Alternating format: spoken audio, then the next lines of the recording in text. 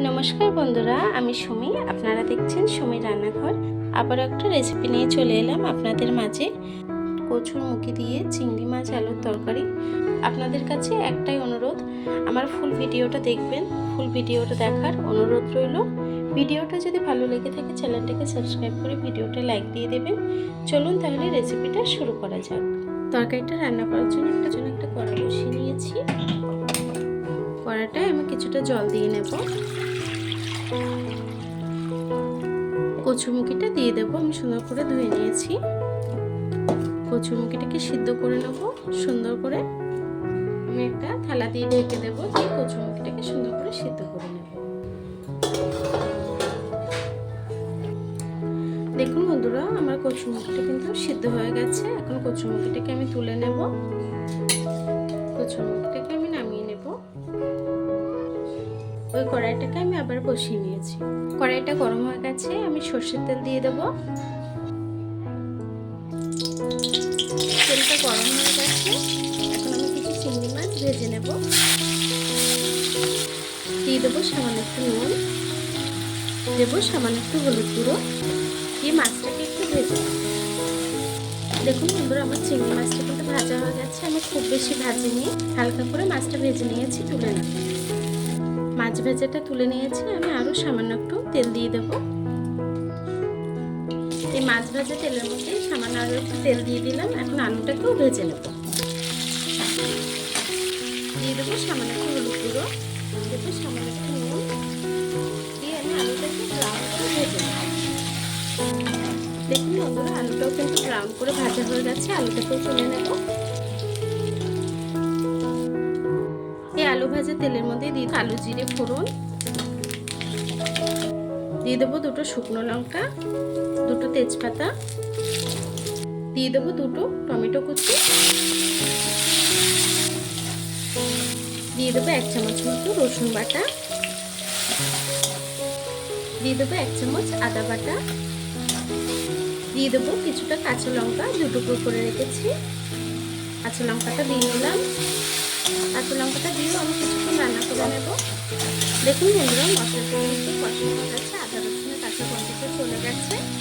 এখন আমি সামান্য একটু জল দিয়ে দেব। এখন আমি গুঁড়ো মশলাটাকে অ্যাড করব। দিয়ে দেবো জিরের গুঁড়ো 2 চা চামচ,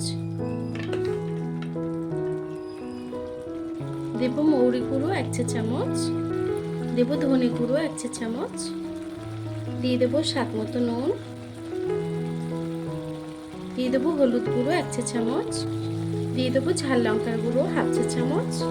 এই সব মশলাটাকে একসঙ্গে একটু কষিয়ে রান্না করে নেবো যতক্ষণ মশলা দিয়ে তেল না ছাড়ছে।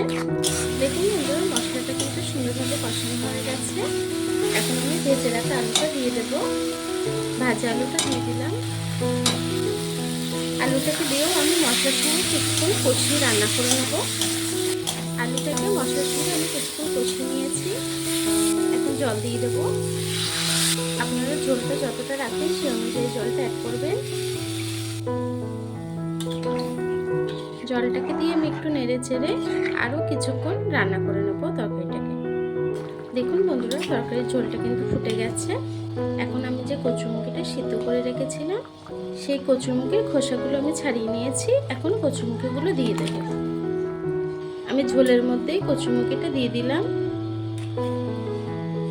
দিয়ে আমি হালকা হাতে একটু নেড়ে দেবো।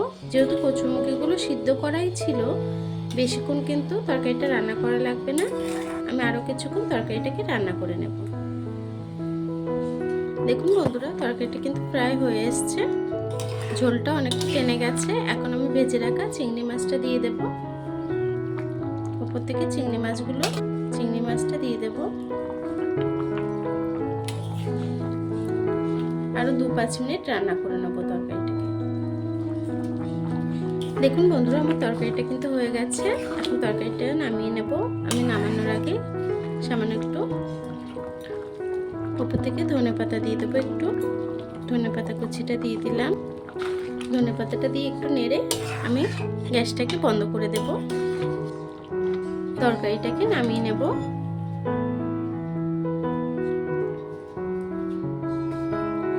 দেখুন বন্ধুরা, আমার কচুরমুখি দিয়ে চিংড়ি মাছ দিয়ে আলু দিয়ে তরকারিটি কিন্তু হয়ে গেছে। ঘরোয়া রেসিপিগুলো আপনাদের কেমন লাগে কমেন্ট বক্সে জানাবেন। ভিডিওটা ভালো লেগে থাকলে চ্যানেলটাকে সাবস্ক্রাইব করে ভিডিওটা লাইক দিয়ে দেবেন। আর এতক্ষণ ধরে আমার এই ভিডিওটা দেখার জন্য আপনাদেরকে অসংখ্য ধন্যবাদ।